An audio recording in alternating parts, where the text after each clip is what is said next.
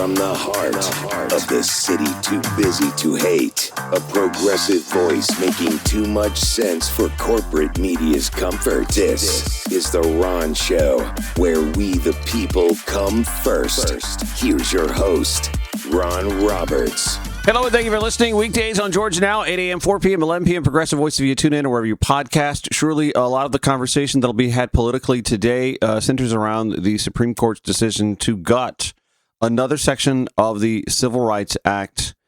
Reading from the Atlanta Journal-Constitution this morning, Greg Bluestein, Tamar Holloman, Tia Mitchell reporting that the Supreme Court's decision that further weakens states' legal responsibility to protect black voting strength likely won't reshape Georgia's elections this year. Oh, but they'd like to. They're chomping at the bit. I'll give you some audio, some reaction from Georgia Republicans in just a few minutes. But the ruling released Wednesday could eventually reverberate in Georgia, where Republican leaders may get a new opening to revisit the court-ordered political maps that reshaped the state's district only 2 years ago. It's basically going to throw the door wide open for more partisan gerrymandering, said Ken Lawler, chairman of Fair Districts Georgia, an organization that advocates for less partisan political maps, with no regard for demographics or demographic diversity. State officials and redistricting experts say it would be all but impossible to redraw Georgia's congressional and legislative lines before this year's elections. Again, though, Republicans chomping at the bit to do so anyway. Let's go to WXIE TV 11 Live for some reactions.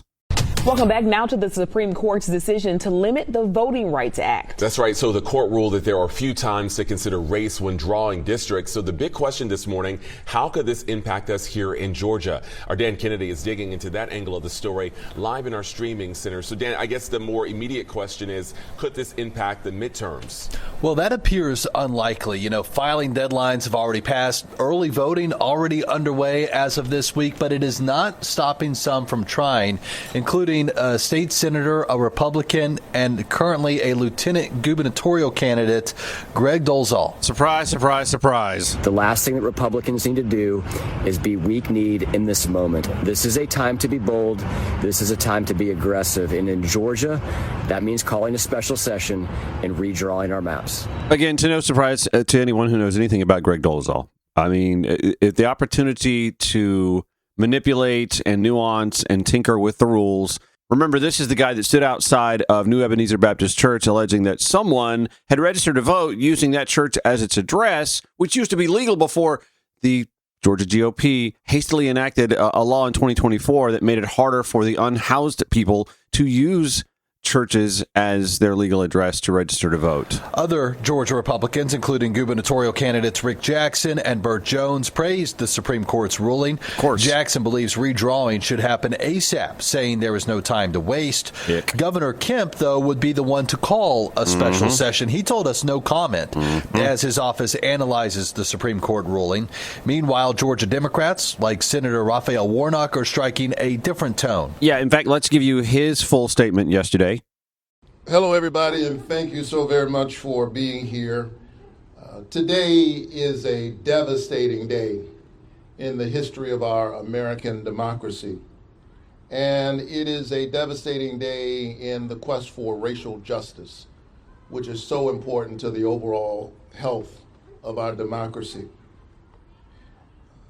Long before I came to the United States Senate, I served as senior pastor of Ebenezer Baptist Church. I still preach from that pulpit, which provided the moral and spiritual power behind the Civil Rights Movement and behind the Voting Rights Act. Voting is not only a political exercise, it is in a real sense a sacred undertaking. And it is a sacred undertaking that was consecrated in the blood of martyrs who stood up time and time again for that basic American understanding that the people ought to have their voices.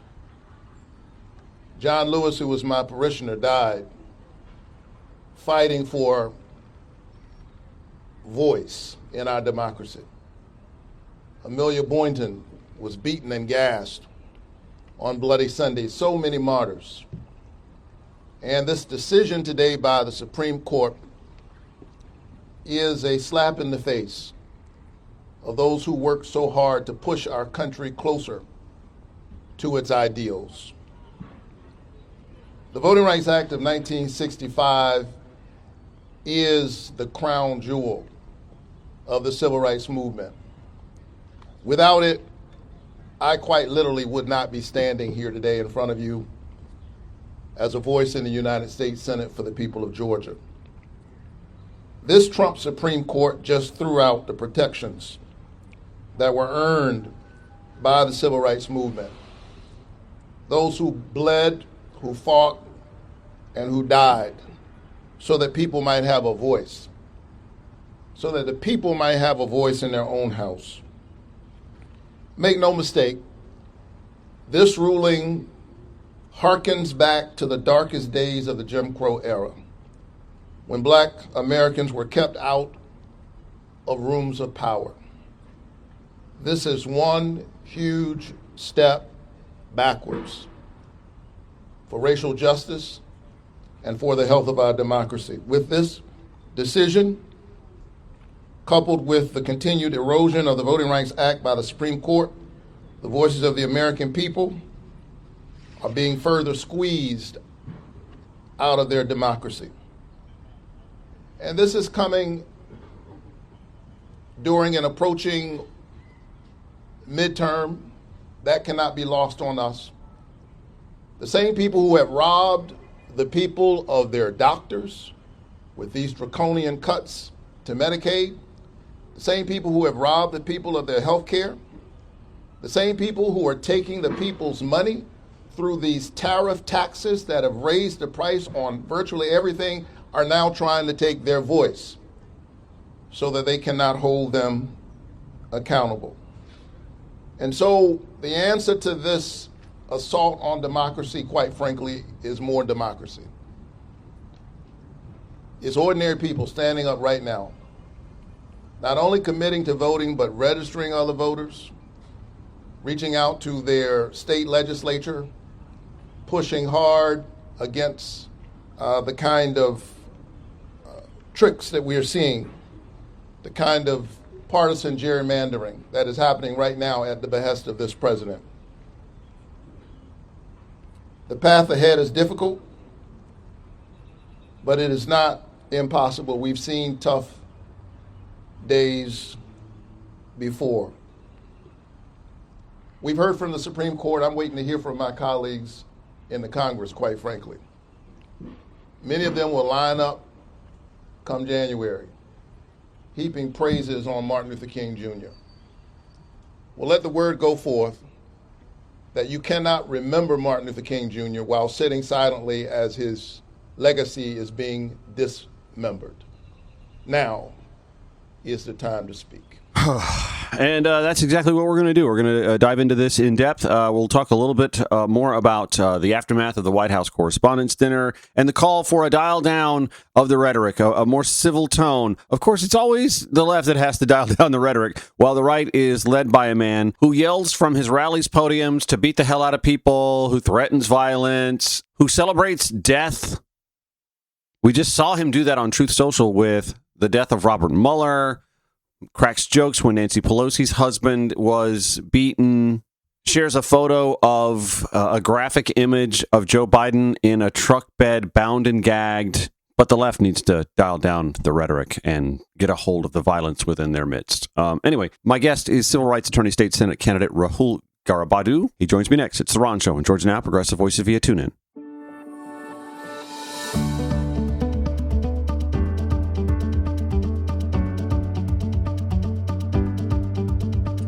Joining me to discuss the ramifications of yesterday's Supreme Court ruling, and also, by the way, running for state Senate. So we'll talk about that race as well. Rahul Garabadu, thank you for joining the show this morning. I appreciate you doing so. How are you? I'm doing well. Thanks so much for having me. Well, I appreciate that you think you're doing well. It's yesterday's decision by the Supreme Court couldn't have really surprised too many people, given the makeup of the court and knowing that the Louisiana redistricting case was on the docket, was coming down at some point in time this summer.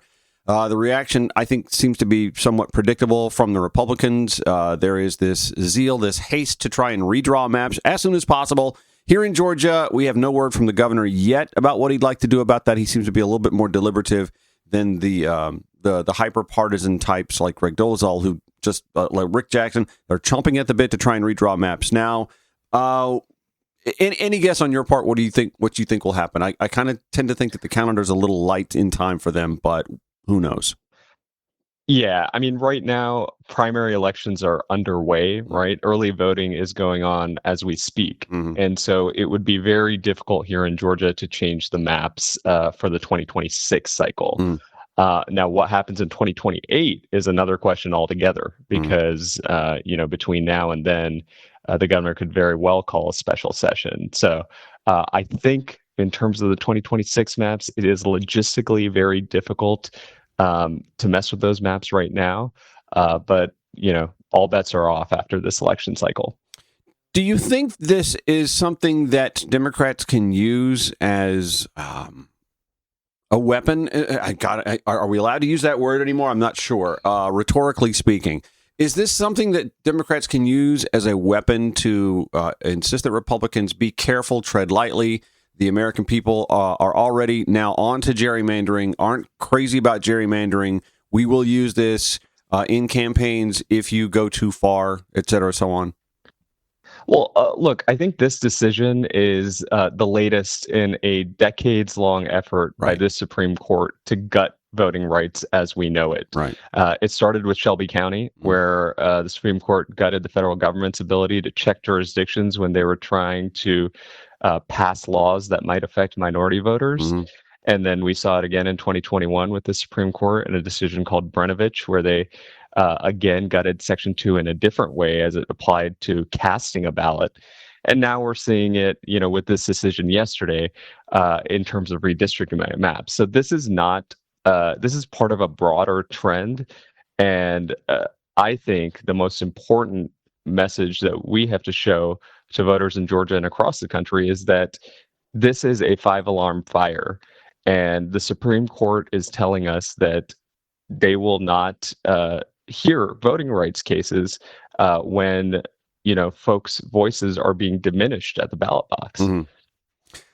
But let me go back to my question, though. Do you believe that Democrats can use this in campaigns? I'm asking you, like you're running for a state Senate seat yourself, to remind your constituents that if Democrats cannot somehow grab the Senate, the state Senate, and control of the state House, that this is only going to become a slippery slope for more marginalization, less fair maps. I happen to think that this is something Democrats have not campaigned on hard enough.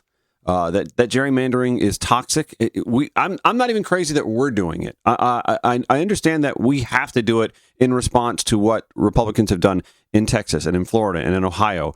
But I'm not crazy that we're doing it. Unfortunately, unilateral disarmament is suicide, right? So I understand why we need to do it in California. I understand why we need to do it in Virginia. I understand why there might be clarion calls now for other states to do so. But I think the American public at large, they understand this isn't fair. Looking at the way these maps are drawn shows some unfairness, and Americans want to understand things in a more clear manner. Better, more understandably drawn maps, clusters of counties instead of, serpentine district maps. I'm just asking, is this something that Democrats can say, yeah, we've tried to get rid of gerrymandering and we'd like to do so again. And while the other side is telling you they're not going to touch it, they're okay with this, we'd like to get rid of it if we're in control. I agree with that 100%. We Democrats need to make sure that this is part of the message that, we are about to enter, unbelievably, the next cycle of redistricting, which starts in 2030. And if Democrats aren't in charge during that redistricting cycle, then we're going to see even more gerrymandering than we've already seen here in the state of Georgia in the last couple decades. Georgia is a purple state, but our state legislative maps and our congressional maps do not reflect that. Yeah. And, we need to make sure that we tell the American people that this is a 5-alarm fire, and Democrats need to be in control during the next session, the next redistricting cycle, so we can make sure that our maps are fair and reflective of the communities here in Georgia. You're a civil rights attorney, so you know the history of this. You know that Democrats are just as guilty in their states of gerrymandering as Republicans are, but you're also aware that Democrats have tried legislatively to pass laws that eliminate gerrymandering. That this very same Trump-packed Supreme Court had the opportunity to make it illegal years ago, and they just passed on the case altogether. Democrats can make the case that they've actually wanted to get rid of gerrymandering, but it is kind of a tough sell when we're sitting here doing what we're doing in California and Virginia, right? It is, yes, but I think, in the state of Georgia, gerrymandering, I think the conversation, especially with yesterday's decision, has been focused a lot on the U.S. House of Representatives, and for good reason, because the balance of power in Congress will depend on what happens in this case and the kind of gerrymandering wars going on across the country. Mm-hmm. But it's important to remember that this decision doesn't just affect congressional districts. Right. It affects every single type of jurisdiction, including school boards, including county commissions, including state Senate districts, state House districts.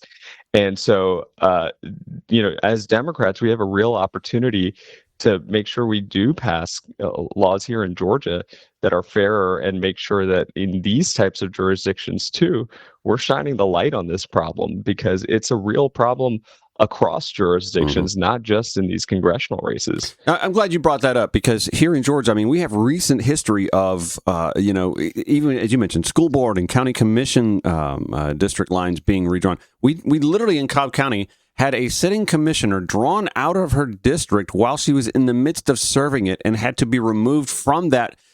All because in the state of Georgia, in the legal chain, they have all of the control. They have the state Supreme Court. By the way, we have Miracle Rankin, Jen Jordan running. Of course, it's a nonpartisan race, but wink, wink, we know. So it's important that all of these elections are spotlighted and that voters understand that there are ramifications to their decisions when they make them at the ballot box. That's exactly right. And, I've litigated these types of redistricting cases. I litigated a statewide challenge to the 2021 maps that were passed here in Georgia that affected the state Senate and state House races. And a federal judge held that the maps passed by Georgia in 2021 violated Section 2 of the Voting Rights Act, the same provision that the Supreme Court undermined yesterday. And I've also litigated local redistricting maps in Cobb County. To your point, we litigated a school board map that was that did not reflect the power of communities of color. So to your point, we're seeing this across the board. And the main tool that voting rights litigators had to combat these kinds of issues has now been gutted by the Supreme Court.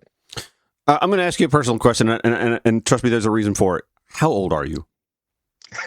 I'm 34 years old. Okay. Well, you look like you're 19. No, the reason I ask is good skincare routine. Of course. But the reason I ask is because I'm 52 and I'm frustrated. This decision yesterday frustrates the hell out of me. I'm not going to lie. I am something of a novice study of American history. I understand all that has led to a moment where we passed the Civil Rights Act, and it befuddles me that we had brighter minds in 1965 than we have in 2026 when it comes to this this kind of decision making. But it just frustrates me to know that we're going back to 1964 era decision making when it comes to map drawing in the United States. Do you think it benefits somebody your age to, obviously you understand it even better because you're a civil rights attorney, but does it benefit knowing that we have younger folks running for office who may be a little less frustrated and a little bit more motivated to act? Because, again, I wake up exhausted from this. I'm exhausted from the last 10 years of American governance, period. But does your youth or your energy benefit you and your generation any better to tackle this than mine? I think my generation is tired of the games that we've seen, to your point, over the last couple of decades on this. The Voting Rights Act, to your point, that was passed in 1965, was a revolutionary tool in combating voter suppression. Right? We saw immediately after its passage in 1965 how it changed the dynamic of American political participation. You saw voting rights. You saw the voter turnout among Black voters in the South just tick up like never before. And so it's a sad. Yesterday was a sad day for American democracy, and I think no matter how old you are, um, voters across Georgia are tired of these games, and there is energy and there is passion to stand up and fight against this. I jumped into the state Senate race shortly after the Fulton County ballot seizure, where the Trump administration raided a Fulton County elections warehouse and took 656 boxes of ballot materials, because we all know that what happens in Fulton County doesn't stay in Fulton County, right?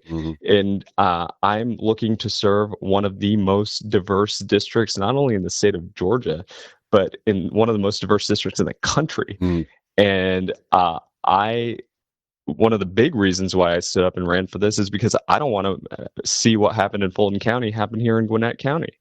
And so I think voters across the board are energized, they're motivated, and they're tired of what's going on, not only in Washington, D.C., but here in the Georgia State Capitol as well. This is The Ron Show. Heard weekdays, 8 a.m., 4 p.m. on Georgia Now, 11 p.m. Progressive Voices. You tune in or you podcast. I'm on with the energetic, the 34-year-old Rahul Garabadu, civil rights attorney running for Georgia State Senate District 7. Let's see. Let's get to know you a little bit. You went to Harvard, so you're a pretty smart fella. I'm sure your parents are proud. You live in Norcross. Your wife, Julia, is a physician. And let's see, kids on the way. I'm sure your parents or her parents are probably like needling you guys about grandkids. You sound like my parents. We just got married last year. So, looking forward to that, but just enjoying married life right now. You worked for the ACLU, which, is a curse word to the right. But let me let you weigh in first before we dive into like a little bit more on your background and your state Senate run. Your thoughts on the Department of Justice, the FBI targeting the SPLC. Folks at the ACLU have to be a little nervous about that too, right? I mean, I think everyone should be nervous about, the Department of Justice going after its perceived political enemies. The SPLC is a wonderful organization. At the ACLU, we co-counseled with the SPLC on a number of voting rights cases, and just really, really disappointed to see the Department of Justice, where I also worked under the Biden administration, weaponizing their investigatory tools to basically intimidate the organization. Talk to me a little bit about the difference between the Biden administration and its use of the Department of Justice to respond to January 6th and the big lie, et cetera, and so on, versus the way the Trump administration is using the DOJ to weaponize those who were doing their jobs, trying to ascertain what became of the big lie and January 6th. Yeah, well, just by way of background, I was a federal civil rights prosecutor under the Biden administration, and my job at the Department of Justice here in Atlanta at the U.S. Attorney's Office was to investigate civil rights issues and to look into the suite of civil rights laws that the Department of Justice is charged with enforcing. And the difference between the Biden administration and the Trump administration has been night and day on that, right? Because the department has functionally abdicated its role in enforcing civil rights, or is selectively enforcing civil rights laws where it finds it politically beneficial to do so. In terms of the big lie and how that's been weaponized, by the Justice Department. I mean, like I said, we saw that here in Fulton County, right? An election that has been thoroughly looked at in all the ways that you can look at it back in 2020 is now being relitigated, and conspiracy theories that have been debunked over and over again about that election are being used as a pretext to go and intimidate, local jurisdictions, and seizing materials that the Department of Justice has no business taking. So we are seeing the Department of Justice, morph in front of our eyes in a way that even pales in comparison to the first Trump administration's Department of Justice. Yeah, I mean, when Donald Trump told the Proud Boys to stand by and stand back, I didn't realize he was going to be appointing them to roles in the Department of Justice.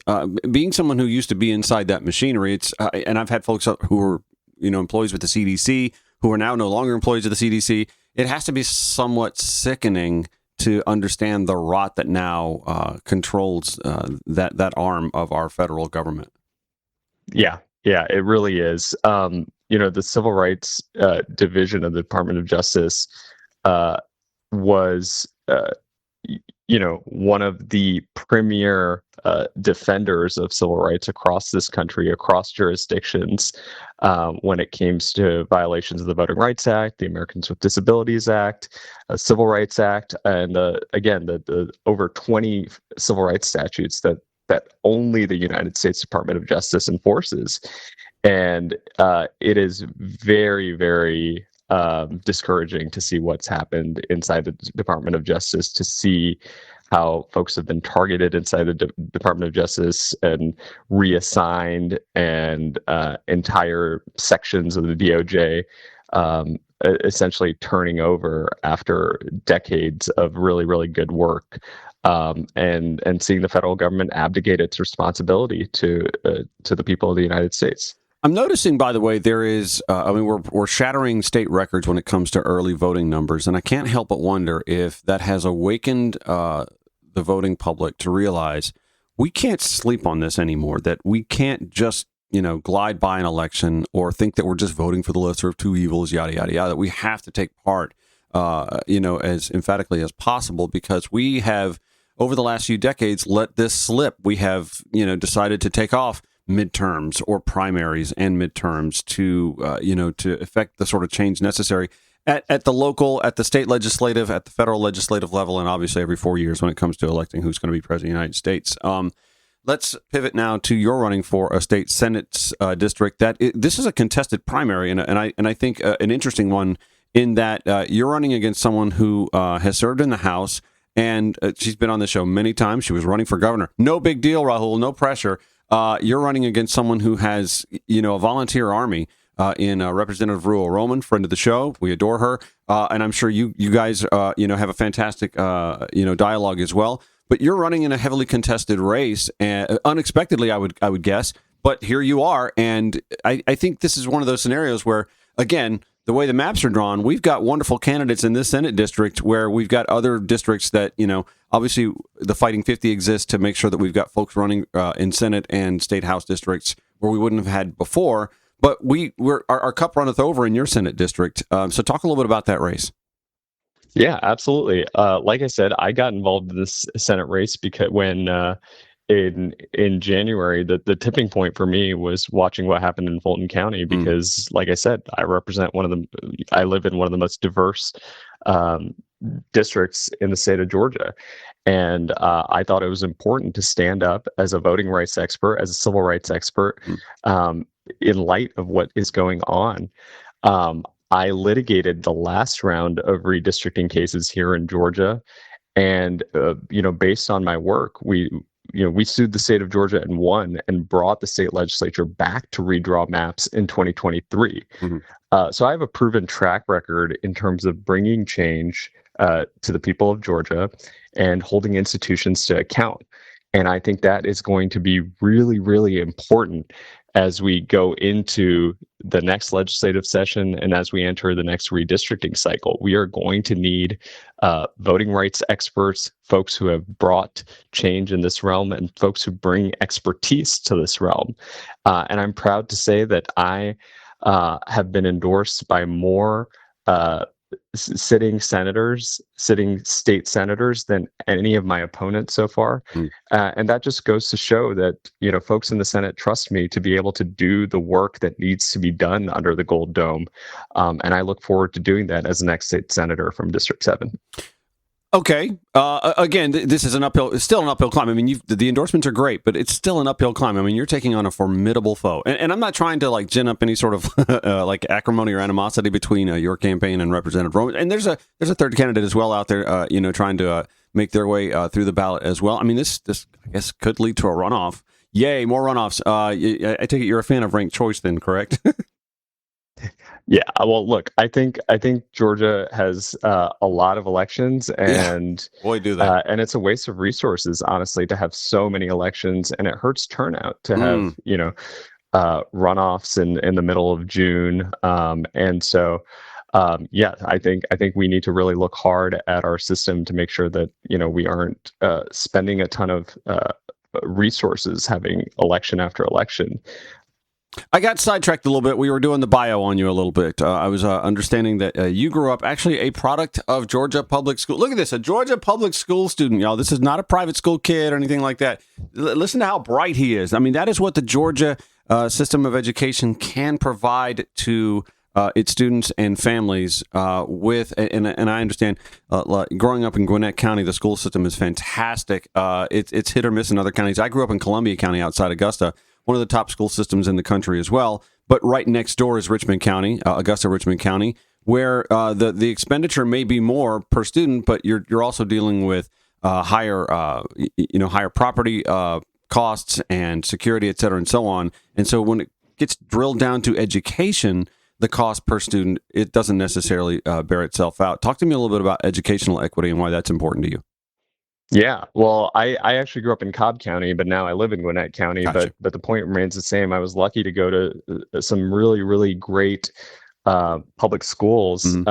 And, as an Indian American, education was the key to my parents' success, who immigrated here from India in the 1980s. And so I'm very grateful to have gone to really good public schools that prepared me to take on the career that I chose to take on. I think it's really important that we continue to fund public schools and not divert away dollars to try to privatize the system and send money to into voucher systems and send resources away from our public school system.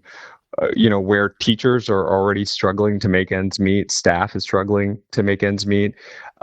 We need to be making sure that kids don't go to school hungry, and so it's really, really important that we continue to fund our public education system and ensure that teachers and staff are paid a fair wage, and that we continue to provide the best education to the next generation.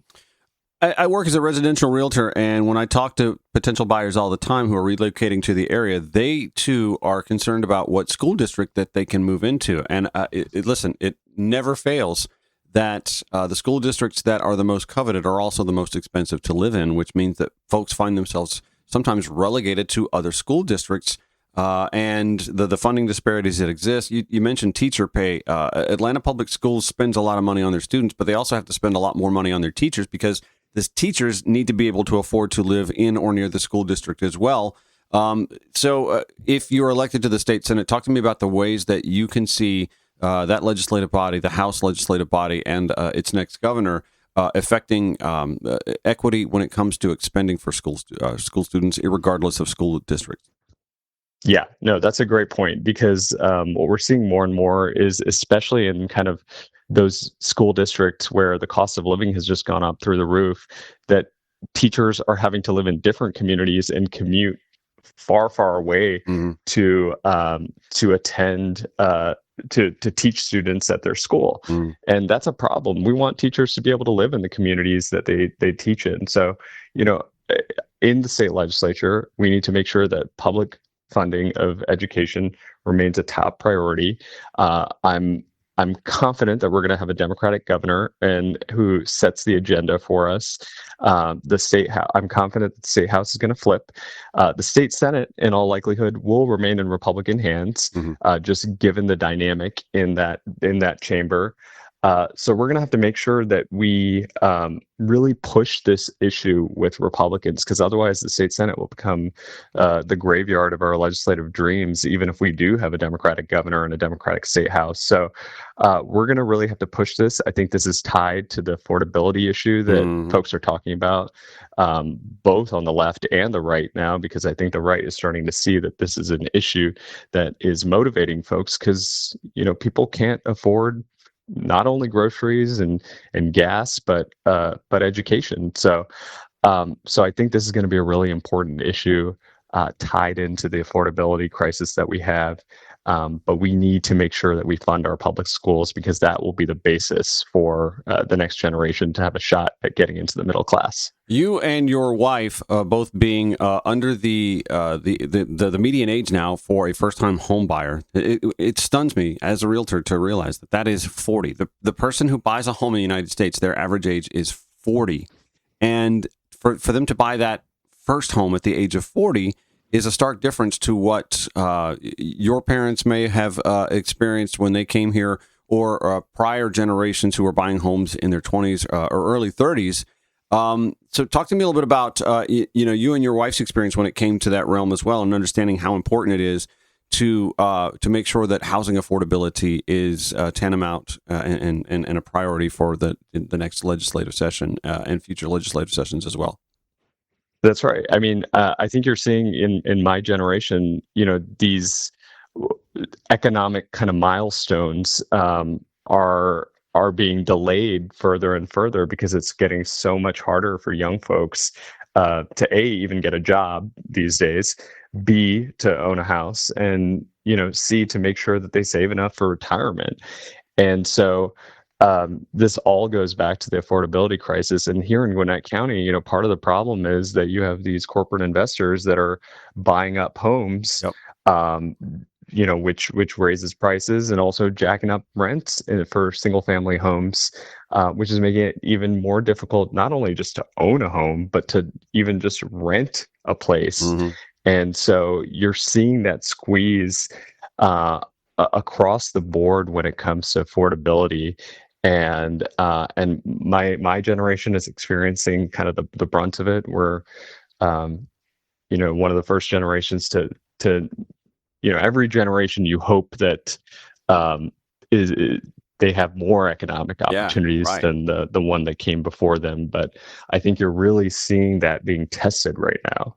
Yeah, I think I've heard anecdotally that your generation is the first generation to come into adulthood with actually a little bit less than the generation before them, and that's not exactly what we strive for in this country. We are with Rahul Garabadu. He is a civil rights attorney running for Georgia State Senate District 7. Got a few more questions I want to ask you. We'll take a quick break and come back. It's the Ron Show on Georgia Now, Progressive Voices via TuneIn or wherever you podcast.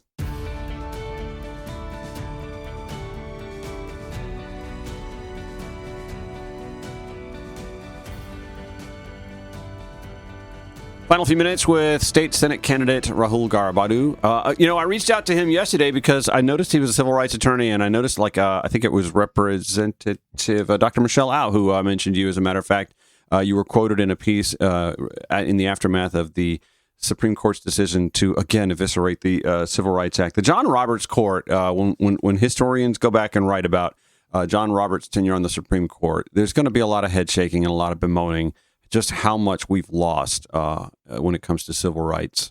Agree? Absolutely. And if you remember back in 2005, during John Roberts' confirmation hearings, he pitched himself as a guy who would call balls and strikes at the Supreme Court. And what we've actually seen is a reactionary right-wing Supreme Court who has decided to dismantle the civil rights protections that have been in place for generations. I'm glad that you think that I was paying attention to that in 2005. You probably were. I mean, let's see. Let's go back. You were oh my God, you were 13. You were paying attention to this? I've been a political nerd for a very long time. Not surprised. You mentioned something on your list of priorities at your website, by the way, which we'll include in the show notes at ronshowatl.com, rahulforgeorgia.com. You talked about mass ICE agents descending in your communities to wreak havoc. And that is this is in the realm of civil rights as well. And folks sometimes seem to be surprised that, you know what, even those who are not U.S. citizens in our country are offered civil rights. That's exactly right. And my district in particular has a lot of immigrants, and has a lot of second generation folks who are scared about what's going on across the country, who are scared at the fact that they are seeing in the news, what's happening in Minnesota, that they're seeing ICE agents descend on schools and houses of worship and hospitals, places where these mass ICE agents are just terrorizing folks. But to your point, we have rights, and as state senator, I would fight to make sure that we protected our immigrant communities all around the state. Yeah, I hear a lot of stories, especially from that part of the state, as a matter of fact, about the kind of profiling that, again, the Supreme Court rubber stamped recently that ICE agents take full advantage of, just pulling anyone over who has a skin tone that might make them question whether or not they're here illegally. I mean, without cause, without due cause. That's exactly right. Yeah, no, you're seeing a complete trampling on kind of the basic civil rights protections that, the basic principle that, the color of your skin doesn't impact the way you're treated by law enforcement. And it's really dispiriting. Last thing I want to ask you about, because your wife's a physician, and I would be in her doghouse if I didn't bring it up. Talk to me about your zest, your zeal for making sure that we have more access to healthcare and not less based on household income. She's a physician, so I know it's a conversation that gets had every few days or so when she comes home from work and wants to unload on you. That's right. Yeah. I mean, you're seeing, Georgia is one of the states that has not expanded Medicaid, leaving billions of federal dollars on the table. We can easily reduce our coverage gap by taking advantage of that. This government has decided that we are not going to help the healthcare crisis in our state. And as a result, you see rural hospitals closing down. And that affects all of us, right? That affects even if you are covered under insurance, that affects our premiums, which are, again, goes to this affordability crisis where folks are paying more and more to get less and less in terms of healthcare coverage. So if I'm elected to the state Senate, I want to do something about that. And to your point, it's personal to me. I hear about it from my wife, who is a practicing physician, who talks about, the real life implications of this. So it's definitely one of my top priorities to address if I'm elected to state Senate. Rahul Garabadu, running for Georgia State Senate District 7, the son of Indian immigrants, living in a family that I think would, I'm going to guess, have some conservative principles and values to you, and in an immigrant community where several factions of our population would otherwise have conservative values, finding themselves having to defend against the sort of irrational GOP policies that they're faced with, however, find themselves, again, rallying back to the Democratic Party, whereas I think in years past, a lot of folks may have been a little bit more socially conservative and maybe finding themselves appealing or being appealed to by the GOP. Can you weigh in on that a little bit? Because I find this a fascinating conversation. I talk to folks in the Hispanic community all the time. Catholic background, very conservative socially, and yet because they're demonized by the GOP, they can't find themselves fit to vote for them. And yet, under Trump in 2024, they did make some ground in the Hispanic American community. Yeah. Oh, I think there's been kind of an interesting story to be told, across the AAPI community, starting in 2020, where I think in 2020, that election cycle, you saw a lot of AAPI voters being activated for the first time after seeing kind of the carnage of the first Trump administration. And that was an encouraging sign. I saw a lot of folks in the Indian American community who voted for the first time in that election cycle, who got involved. But then, to your point, in 2024, we saw either folks not getting involved in the 2024 election, or worse yet, pivot to the other side because they thought their economic anxieties were not being addressed by our party or various other issues. So I think you've seen the pendulum swing a little bit back and forth. I'm encouraged to see this time around, as I've been campaigning for state Senate, that folks are, seeing that the Trump administration is not at all what it promised to be. Right. Affordability was one of the number one issues that the Trump 2 term was supposed to be about. And we're seeing gas prices shoot up over a war that the president started that was completely illegal, not authorized by Congress. And you are seeing kind of the complete lack of focus on economic issues for everyday working class people. And so I think that we are going to see the pendulum swing back again. And I'm encouraged by folks who I talk to in the community about this issue. I think, the Democratic Party is speaking to those concerns, and I'm hopeful that when Democrats prevail this November, that we'll be able to address these issues head on and make the lives of everyone a whole lot better. All right, Rahul Garabadu, running for Georgia State Senate District 7. Thanks for getting up early this morning and having some heady discussion with me. I appreciate you coming on the Ron Show today. Thanks so much for having me, Ron. I appreciate you. And to you, best of luck, sir. It's the Ron Show on Georgia Now, Progressive Voice if you tune in or wherever you podcast. Back after this. From the heart of the city too busy to hate, a progressive voice making too much sense for corporate media's comfort. This is the Ron Show, where we the people come first. Here's your host, Ron Roberts. Thank you for hanging out with us. We're weekdays, 8 a.m., 4 p.m. on Georgia Now, 11 p.m. Progressive Voice via TuneIn, wherever you podcast. I'm going to say something that's going to be a little controversial, I guess. Hey, whatever makes me famous, right? I'm kidding. There's been a lot of talk after the most recent attempt, use air quotes there, on President Donald Trump's life at the White House Correspondents' Dinner. A lot of talk about how there is a violence problem on the left and that it's due to heightened rhetoric. I think the rhetoric argument is absolutely bonkers bullshit, by the way.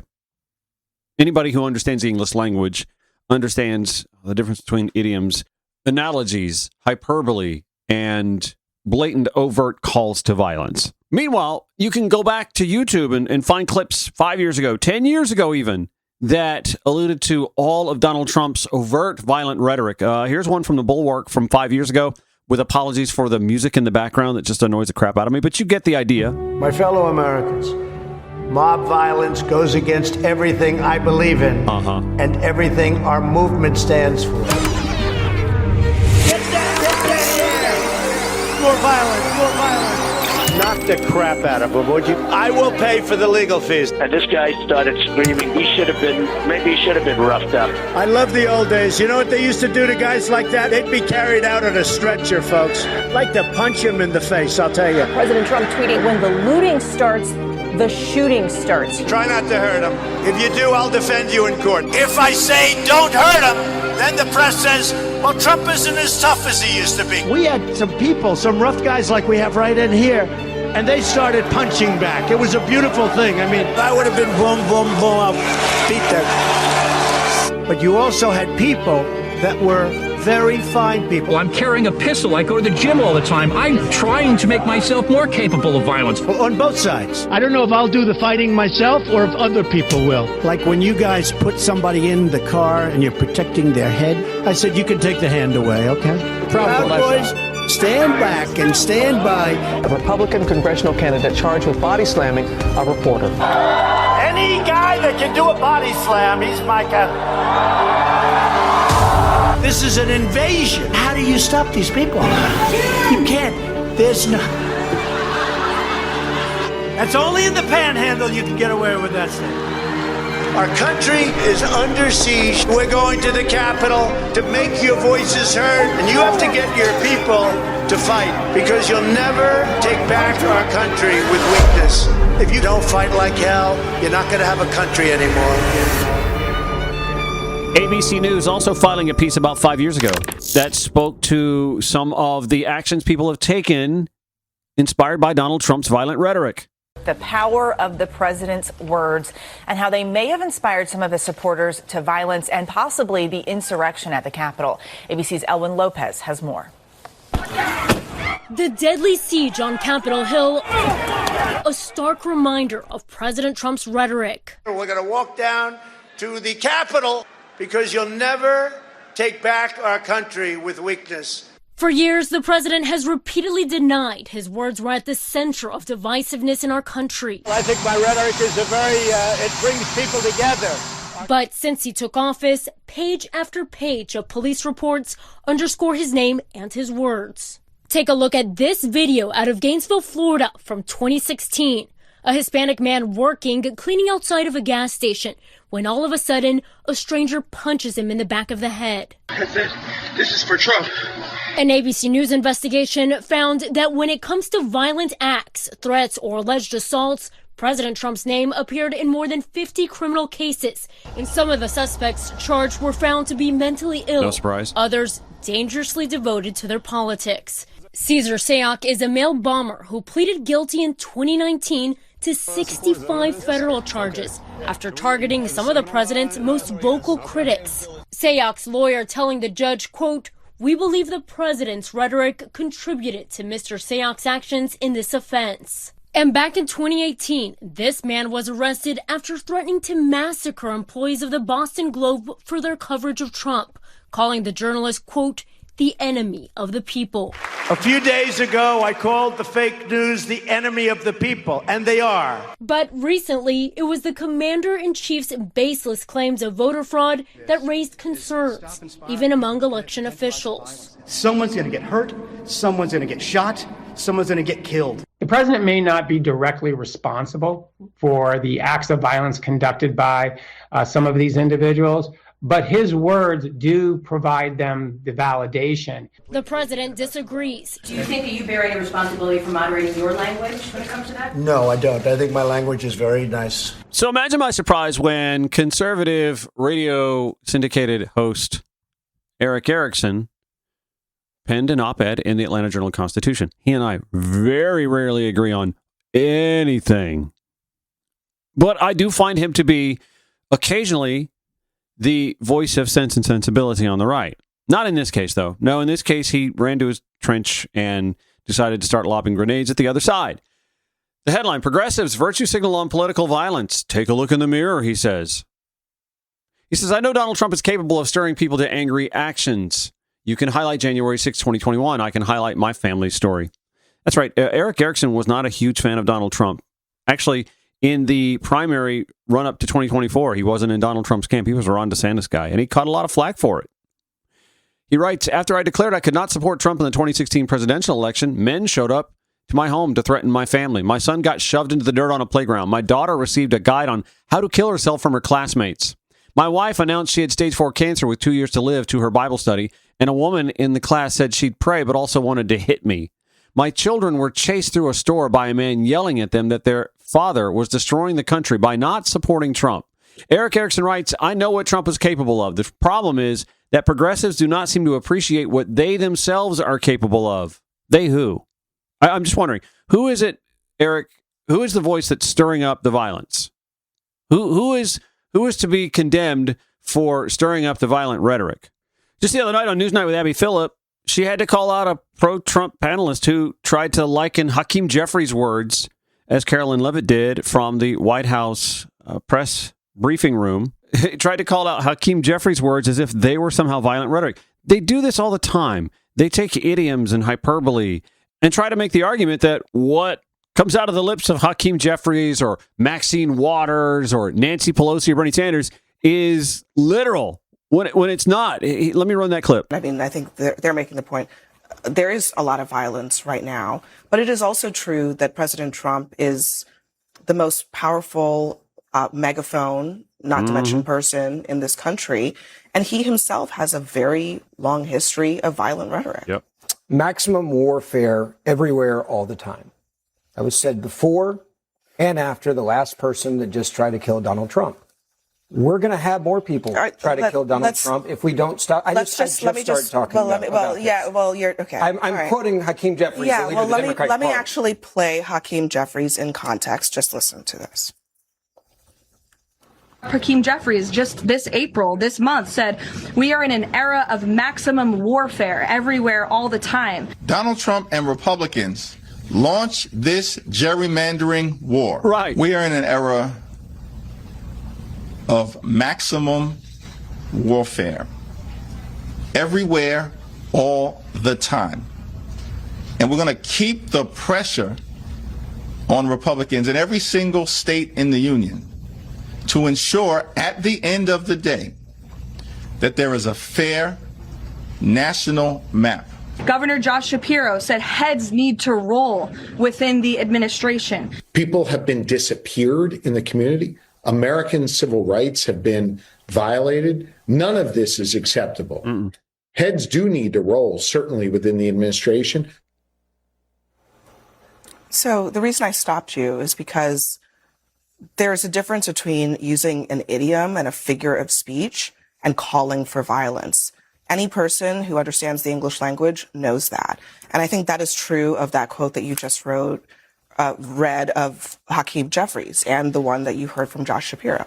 You could also include Carolyn Levitt at the White House Correspondents' Dinner saying shots will be fired. I mean, we can do this back and forth all we want. Like grown adults, rational adults understand that 8647, for example, spelled out in seashells on the beach, doesn't mean I command you to go assassinate the president. And yet the Department of Justice has former FBI Director James Comey under indictment, charging him with just that. I mean, we're wandering into some Animal Farm Orwellian territory here, where so much for the freedom of speech. Seashells? Really? Back to Eric Erickson, who writes, it was not just immigrants who tore down posters of Israeli hostages after October 7th. White progressives tore down the pictures, too. I don't know what he's referring to. Heather Cox Richardson, the most widely read Substack writer on the planet and a history professor at Boston College, told her 2.9 million subscribers that Charlie Kirk got assassinated by someone from the right. He did get assassinated by somebody raised in a MAGA household, awash in guns. So are we just going to stop at the individual and not the environment?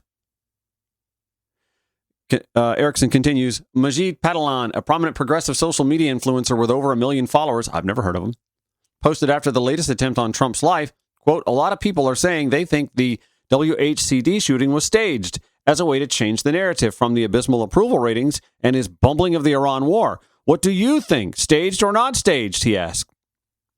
I mean, there are a lot of people that do have, I don't. I do question what sort of reverence for the job the Secret Service has in protecting Donald Trump when they have now, on 2 occasions at least, Butler, Pennsylvania being the other, been really lax on security around him. Now, I'm not where the conspiracy theorists are, but Lee McGowan, a.k.a. Politics Girl, she makes some points. I'm not a conspiracy theorist. So I would like to talk a little bit about the people who are responding to this White House Correspondents' Dinner event by saying, hey, don't be a conspiracy theorist. Don't fall into their trap. Don't go down a rabbit hole. And some of those people are my friends and they're people that I respect. But I just want to say personally, I am past that. To me, we have tried taking the high road. And to me, those days are over. The entire White House Correspondents' Dinner was weird, beginning to end. As someone smarter than me said, look, I'm no security expert, but even I know if there is a real attempt to kill the president, you take the vice president to a separate and secure location. There is that. That never happened. That is obvious. And it never happened. Even if you take these people at their word that this was a real threat, you still had Donald Trump, J.D. Vance, Marco Rubio, Pete Hegseth, Mike Johnson, Kash Patel, and almost every member of the cabinet in the same room at the same time during an active war. And someone was still able to get in the building with a gun? The Secret Service is either completely incompetent or totally complicit. Then they move from the hotel to the White House and they put the entire line of succession in the same room again. And there they are, laughing, joking, smirking, having this press conference about their desperate need for a ballroom. So no, I'm over this. This was not a real assassination attempt. And I am also ready to say that it was not a real assassination attempt in Butler during the campaign. Yeah, 2 real people died, but no one tried to kill Donald Trump. And we can confirm that because Trump literally never talks about it. That's true. This is a man who cannot let a single slight towards him go. He is currently using the Justice Department as his very own personal vendetta squad. And yet, this is a man who is still bitching about Rosie O'Donnell 30 years later, but he never mentions the time he almost had his head blown off. Yeah, that's weird. That is impossible. It's weird. And saying that doesn't make me a conspiracy theorist. It makes me a logical person coming to conclusions based on evidence. As I said back during the campaign, there is just no way the Secret Service allowed a shooter to get on the roof with a perfect visual, clear line of sight to the stage. There is no way that all the police who were told, hey, there's a guy on that roof with a gun, just ignored it. There is no way security moved the photographers over for the perfect shot after the president went down, or that crane just happened to lower the flag at the perfect time for the most well-known coward of a man to get his entire upper body above the Secret Service for that perfect shot. Americans know from years of stories about how Secret Service agents behave during an assassination attempt. Donald Trump should have been covered, rushed to a car, his feet shouldn't even have touched the ground. Right. And for the love of God, there is no way an almost 80-year-old ear was shot, and there is not a single scar today. There are those of us who got piercings 30 years ago, and it's still not healed. So I'm sorry, but I am not buying what you're selling. At the time, we all knew that situation was bullshit, but we didn't make a fuss because we didn't want to sound like tinfoil hat-wearing netters. True. We were trying to be responsible. We didn't want to undermine a real assassination attempt if it turned out to be legitimate, despite the fact that it all seemed so fake. But then there was no investigation. We never saw a single medical report. I bet you couldn't even tell me the name of the shooter. And ultimately, it accomplished exactly what it was meant to. Yeah. It changed the course of the election. I worried about it that. made Trump a folk hero or someone chosen by God. And he had that fight merch ready to go the next day. That is Then true. we have the 2024 election, which felt deeply off. And yeah, maybe if we had done a full investigation into all of those swing states or the polling places that were bombed, it would have come out that it was all fair, it was all fine, and then he won. But we didn't even look into it because we didn't want to look like Stop the Steelers. True. We didn't want to look like them. Right. Then Elon does so much shady stuff around the election and then with Doge, and we don't challenge it because we don't want to act like crazy people. But to me, that's part of the plan. Yeah. You make the people who question elections and assassination attempts look like crazy people, so people won't question it, even if it makes sense to question because they don't want you to think they're crazy. Well, I know I'm not crazy. A real event happened at the White House Correspondents' Dinner. A man ran through a checkpoint. What happened after that? No idea. I mean, we've been given a manifesto, but it reads about as realistically as the Charlie Kirk shooter's letter to his roommate. Almost as if the same person wrote it. Disbelief around this event is not our fault. Crazy and illogical things keep happening, all centered around a man who has lied and conned people his entire life. That's true. So it's not our fault if we have questions. It is the fault of the perpetual lies that have been fed to our society. We're just not buying what you're selling anymore. We cannot keep giving these people the benefit of the doubt. Being the bigger person has left us near powerless and our country in shambles. And if you really need to explain to yourself why you're questioning it, look no further than the picture of Pete Hegseth right after the press conference. There was just a shooting. And this is what our Secretary of Defense looks like in the wings. Standing there smiling. So it's not a conspiracy theorist who thinks this behavior is suspect. It is a logical person who is now questioning the narrative we are being fed. That is Politics Girl, a.k.a. Lee McGowan, who makes some valid points, but I'm not necessarily ready to say this is all a conspiracy, all a setup. However, this president does love his TV dramas. The hyper-partisan Eric Erickson, however, believes this is just something that the left needs to police. We'll get to that when the Ron Show returns.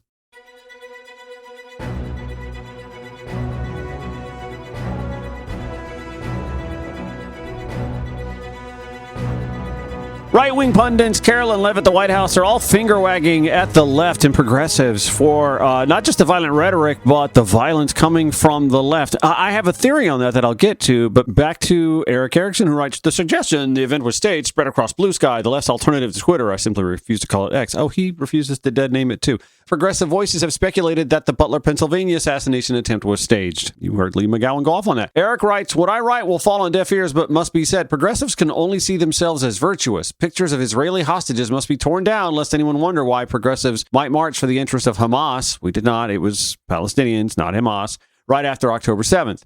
Charlie Kirk's assassination must be right-coded because progressives cannot fathom one of their own, it wasn't, he was a MAGA-raised young man, would murder a man for his political views. The same is true for multiple attempts on Donald Trump's life, Erickson writes. 2 days after Cole Allen, a California progressive, attempted to kill Trump and others at the April 25th White House Correspondents' Association dinner, CNN's Manu Raju did a both sides segment on CNN and highlighted 10 acts of political violence going back to 2017 to show both sides are doing it. And then Eric goes to dismiss some of the right-wing violence. He writes, based on all the available evidence, I do not think it's fair to say the CDC shooter who killed Officer David Ross, the assassination of Minnesota State Representative Melissa Hartman and her husband, and the attack on House Speaker Nancy Pelosi's husbands were actually acts of right-wing violence. But were they motivated by right-wing rhetoric? Because that's kind of the same thing that we're looking at here. A guy who lost his mind and did something maniacally crazy. Eric then wants to lump in the attempted assassination of Supreme Court Justice Brett Kavanaugh, which really didn't come all that close, by a progressive activist, and the violent attacks on ICE facilities in Dallas, Alvarado, and McAllen, Texas in 2025, which at worst are no different than January 6 uprisings on the Capitol, right? Then he moves the goalposts and the dates to make things look as if it's more pronounced on the left than on the right. And we all know that that's not the case. He then goes on to say, Donald Trump's rhetoric can provoke people to hostile actions. My family has experienced it, but so too can Democrat rhetoric. When? Who? What? Name me somebody who has been drawn to action based on what somebody said, and I'll concede the point, Eric. And he goes, Democrats just cannot accept the fact, and they refuse to curb their own excesses. Everything pales in comparison to Donald Trump, though. And he knows that. His family knows that. Because have they ever experienced anything because of Democratic rhetoric? He continues, when Democrats say Donald Trump is an existential threat to democracy or compare him to Hitler, J.D. Vance did that as well, or claim he will not leave office or that the Supreme Court does nothing to restrain him, they're inspiring people like Cole Allen, he opines. We've had an assassination attempt on Republican congressman, a Supreme Court justice, and the President of the United States, as well as the actual assassination of Charlie Kirk and multiple attacks on federal agents and police, all by left-wing partisans. Democrats and members of the American political press have together built a permissive structure for left-wing violence that justifies it, excuses it, dismisses it, or blames Donald Trump for it. The last one he's right about. The others, no. But I am going to actually spend a little bit of time tiptoeing around the word justifies. He concludes, academic data continues to show self-identified progressives are ever more willing to engage in political violence. Willing to, but not necessarily will. But Democratic politicians and too much of the media will not address it directly. Both sides do it, in quotes, is the furthest they will go. They must go further, he writes. Okay, for Eric and for anyone else, I'm going to draw a parallel to the palpable frustration that liberals and progressives feel right now to what colonials felt before the American Civil War. That's right, I said it. We'll do that when the Ron Show returns on Georgia Now, Progressive Voice via TuneIn. This is the Ron Show. And I'm going to start by saying what I shouldn't even need to say. I shouldn't have to say. It should be common knowledge. I don't condone violence. It's not something that I think any level-minded citizen would say is among their top 5 tools when it comes to participating in our grand experiment. We are failing at this experiment, quite frankly. And the folks that right now are in power and are doing everything they can to hang on to that power, subverting the will of the people, the majority that polls show time and time again are ready to take the reins out of their hands. They're doing everything they can. This mid-decade gerrymandering thing, I mean, that if that's not palpable frustration, could you imagine? Again, this is one of those could you imagine if Obama and the Democrats were doing this? January 6th would have been a kid's birthday party by comparison to what the Tea Party would have done. Remember them? Remember the run on gun purchases under Obama? All those Second Amendment purists who were there to rein in federal government overreach? Where the hell are they now? They're sitting back and they're applauding federal government overreach now. James Comey has been indicted for taking a picture of seashells on the seashore. The point I'm trying to get to is this. Our forefathers got to a point where they realized that they had exhausted every measure to obtain equality in the eyes of the government that they were living under. The government that sent troops to lord over them to make sure they stayed in line, that enacted taxes on them that were unfair to the working class. I mean, does any of this sound familiar? That denied them governmental autonomy, let alone a seat at the table across the pond. When British rule gave the North American colonies no other option than violence, what did our forefathers do? They took that last option. And again, I'm not suggesting that that's what liberals and progressives need to do. We're not there. ... Yet. I'm not suggesting we have to get there. I'm hopeful. The hope keeps dimming, but I'm hopeful that this grand experiment that our forefathers concocted can still be used as it was intended to avoid conflict, to avoid violence. That's the brilliance of what they put together. And we're seeing it get squandered. We're seeing it get poisoned. We're seeing it get manipulated by the ruling party to avoid a comeuppance that they got coming to them. Add to the frustration, by the way, the Supreme Court decision yesterday that has all but done away with the Civil Rights Act. And there will be a race. We heard that in the first hour of today's show. There will be a race to try hard as they might to gerrymander even for 2026. That's not possible. In most states, it's just not possible. There are already primary ballots out. People are early voting in a lot of states, including here in Georgia. It's just not possible. But they'll try. And if they don't succeed, well, that's fine. They'll deal with it in 2028. And they'll do what they can to make sure that the maps in 2028 give them favor at the state, sometimes local, school board, even county commission, state, and federal level. Against the will of the people. Anybody with half a brain cell would tell you, if you asked our forefathers, do you believe in gerrymandering? First of all, they'd be like, what is that word? Because it didn't exist. And then you'd have to explain to them how, well, in a two-party system, you've got this opportunity to drop. And they'd be like, wait. You're going to let... Our forefathers weren't even for a two-party system. Most didn't like the idea of there being political parties. And certainly you can understand why now. We're so tribal now, based on political party. Most people, I say most people, many people in this country vote for a party because it's the party they grew up in. They don't really understand the substance of it. There are a lot of people who show up just to vote for the R or the D, having no concept whatsoever the party's platforms, ideologies, etc., and so on. That's how they were raised. That's how they vote. But think about it. It's a beautiful, grand experiment that we were going to have this representative republic, a democracy of sorts, where we had a House of the People. That's the people's house. The House of Representatives is supposed to be the people's house. It used to be that there was the lofty goal, right? I think it was George Washington. He wanted to be sure that every 25,000 people in this country had a representative so that we would know who our representative was. We don't have that. It's like 750,000 now.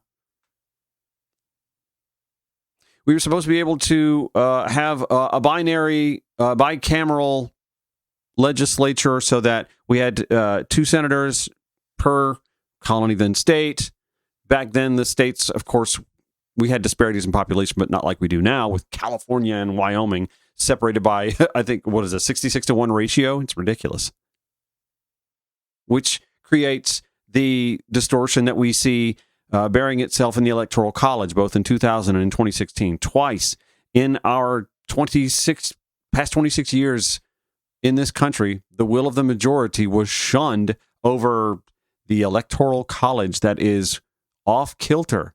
It doesn't even meet the threshold of what its original intent was to meet then. Because, again, of population distortions that exist now that were never dreamed of in the late 18th century. So we've had voter disenfranchisement. We've had the dilution of the will of the people, even in the House of the People, which affects the Electoral College, which affects who presides over this country. And just in the 2 times that that's happened in the last 26 years, we've found ourselves in 2 trillions, plural, dollar wars that cost us, of course, a lot of money that we didn't get to spend on ourselves, bettering our infrastructure, health care for ourselves, educating our children. All that money. And what did it go to? Do we think that was defending us? It really didn't. It may have emboldened people to hate us more. And God willing, that doesn't bear fruit. But, I mean, a lot of people died overseas in Iraq and in Afghanistan. And for what? Iraq's not an ally of ours. Afghanistan certainly is not an ally of ours.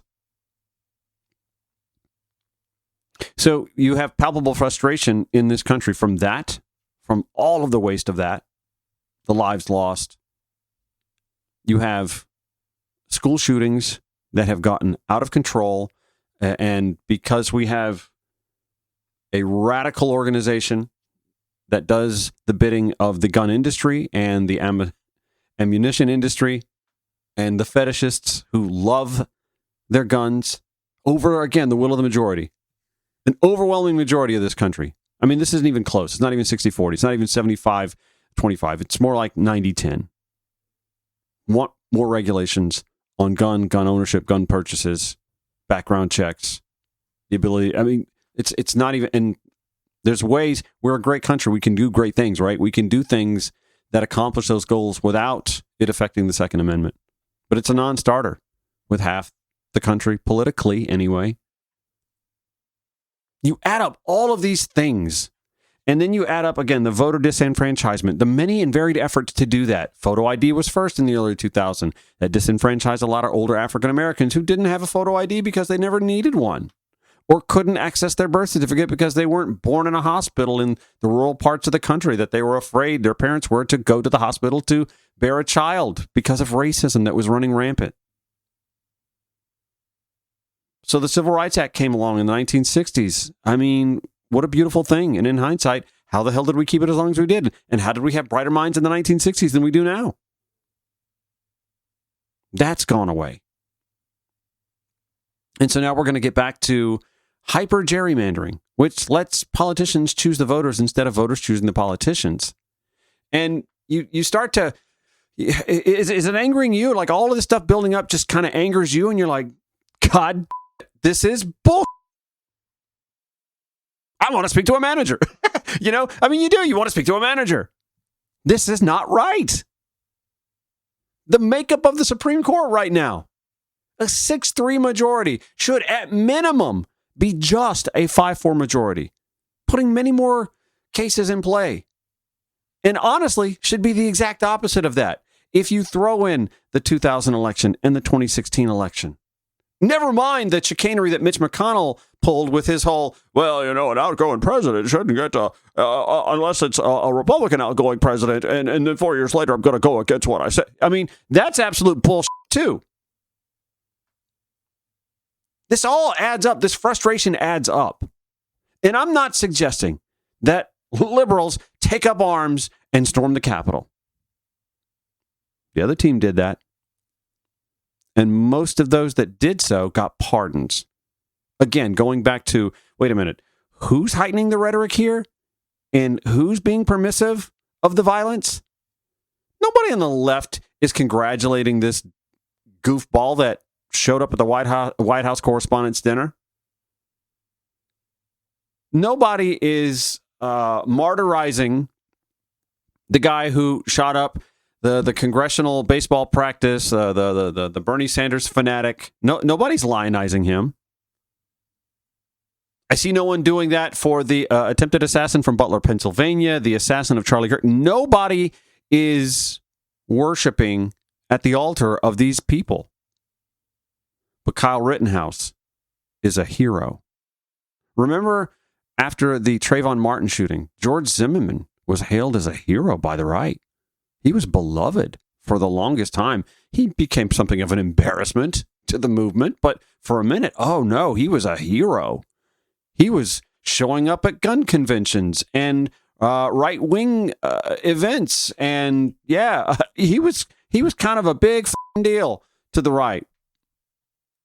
That's not what liberals and progressives do. Oh, I know you're going, well, what about Luigi Mangione? Luigi Mangione is more of a pop culture thing. He's more of a symbol of the frustration, frustration that a lot of this country has with our healthcare system. We're the greatest country on the planet, richest country on the planet. And yet people can't afford health insurance.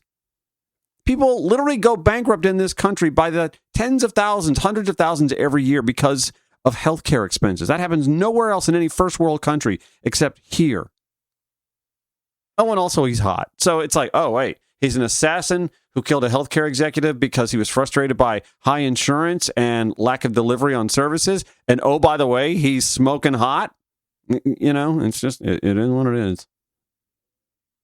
People sort of understand his frustration. They're like, yeah, there but for the grace of God, go I.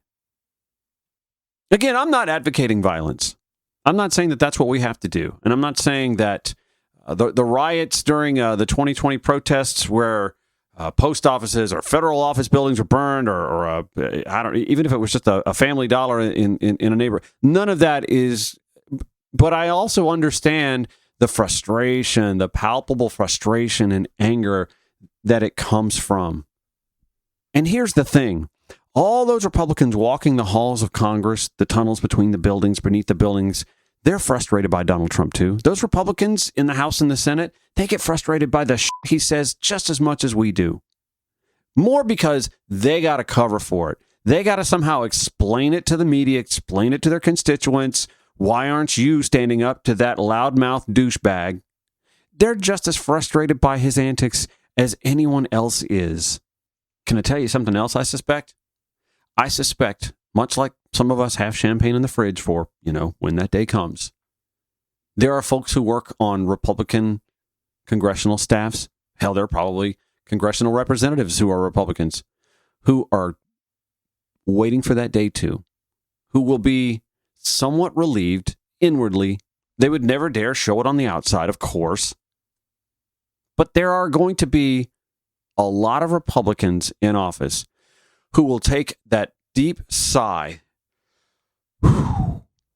Okay, no longer got to deal with that.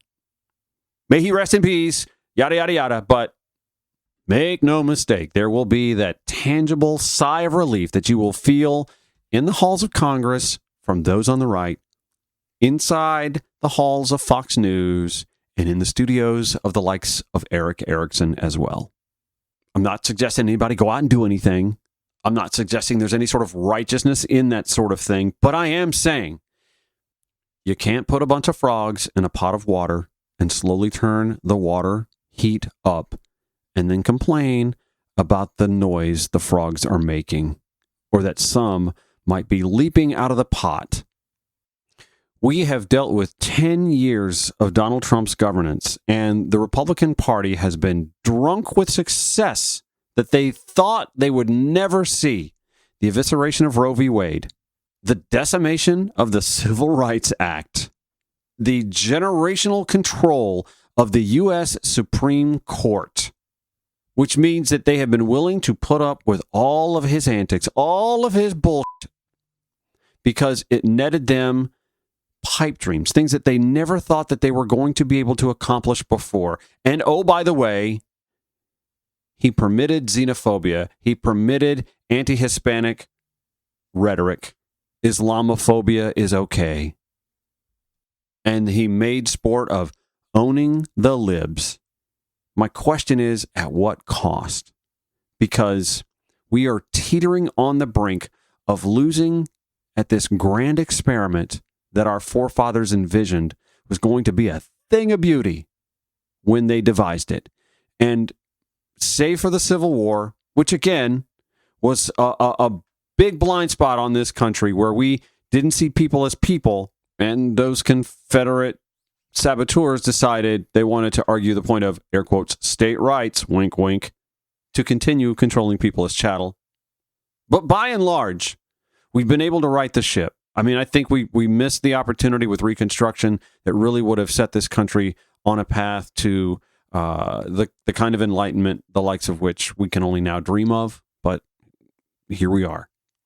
We're literally back to where we were in 1964. And actually in 1964, the middle class that got to participate in the economy, the white middle class, was doing a lot better then than they are now. So in some respects, we're even worse off than they were in 1964. So you best damn believe there's some palpable frustration amongst those who believed in the American dream in this country and seeing how one party is doing everything they can to smother it into submission so that the wealth class can continue to rob us blind, watching as an administration defrauds itself into billionaire status for generations just within one family, where just 3 years ago we were howling about one son of the president making a little scratch here and there. I've been saying this to the right for a while now. Keep denying the will of the majority their say, and we will all rue that day. And I keep hoping that we can find cooler heads, that we can find sane individuals, that we can find some understanding that the gerrymandering thing, what is this, a race to the bottom? Let's not do that. That we could eliminate that. That we might have a conversation about uncapping the House. That we might have a conversation, election equity, educational equity, health equity, occupational equity, all the things that would actually make America great, even if it meant the billionaires could only be, well, still billionaires, but not quite the billionaires that they are now. I guess what I'm trying to say is I don't want this grand experiment to wind up dying on a petri dish of violence. But when our Supreme Court, our Oval Office, our House of Representatives, our state government keeps getting taken from us, the majority of this country, as happened in Animal Farm, the animals will eventually rise up in revolt. This is The Ron Show on Georgia Now, Progressive Voice via TuneIn.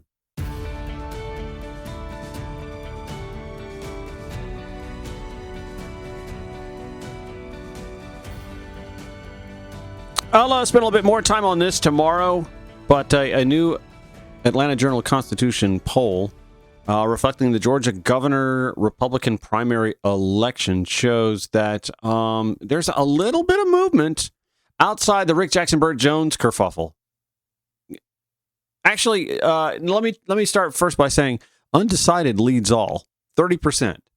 Rick Jackson, 27%. Burt Jones, 25%. Get this. Brad Raffensperger, polling at 14%. Chris Carr at 3%. Tom, he wants to be called Tom, not Thomas, Williams, at 1%. Everybody else, Clark Dean, Greg Kirkpatrick, Ken Yeager, the other folks that we didn't even know were running until we saw the debate the other day, not showing up. Jackson, 27%. Jones, 25%. Raffensperger, 14%. Chris Carr, 3%. Tom Williams, 1%. It's interesting. But again, I think the most interesting part is the 30% who are still undecided. And that's with Burt Jones having Donald Trump's endorsement.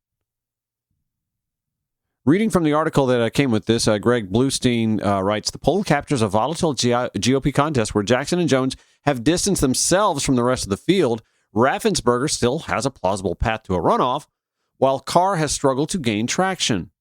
And the funny thing is, after watching the debate, I thought of all the folks on the dais, Chris Carr actually was the one who may have availed himself the most. But according to this poll, which obviously happened before the debate came out, well, I mean, it did. The polling took place before the debate. That's not the case right now. Jackson support strongest amongst older and wealthier voters. Well, that's who he is, older and wealthier.